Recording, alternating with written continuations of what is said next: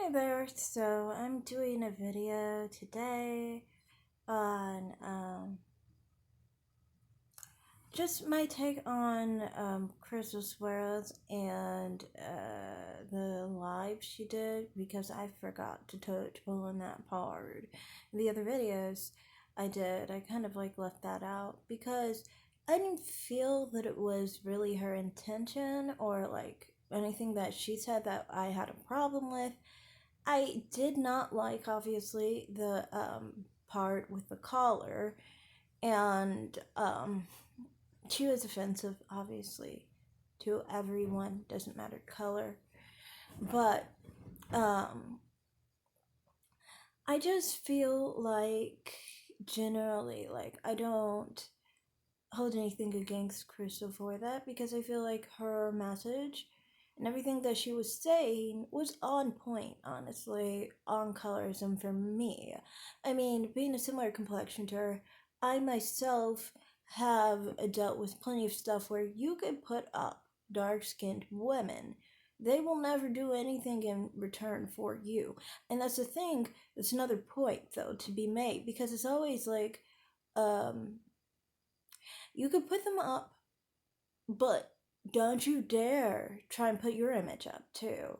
But if you point out that you guys are different, they got a problem, Like a lot of people would try and call her brown skinned, a lot of people would try and say she's not light skinned. But at the same time, if we uplift you and act like we're part of your crowd, you're gonna put us down. One, I know no one talked about this, but I've seen videos trying to claim that this chick bleached, you know, and people always claim that with women her color, women my color, a lot of women like that, you know. Does anyone blame the brown skinned girl for bleaching? Not as hard, they don't. They just don't. And then it's also like different other things, like if you look a little too light one day, you get heck for it, and things like that. And I mean, like, I just feel like oftentimes that she's totally right on many issues on that, on colorism, because it's like, we can't uplift you and uplift ourselves, and we can't even acknowledge that we're different from you, because if we acknowledge that we're different, you have a cow. And if we basically, if people like that, um,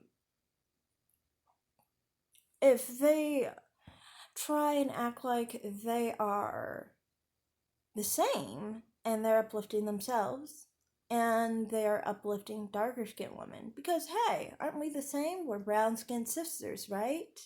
So I can embrace my skin tone over anyone's because I'm a brown skinned sister.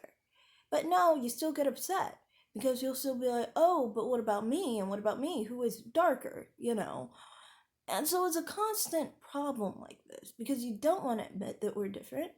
And then you don't want to acknowledge embracement and acknowledgement of someone this complexion. So, I mean, there are some perks to being lighter brown, and lighter skinned because honestly, you don't get as much havoc as someone who is really light skinned. That's why I mean, like, many of the things she's talking about, it's like right on, exactly.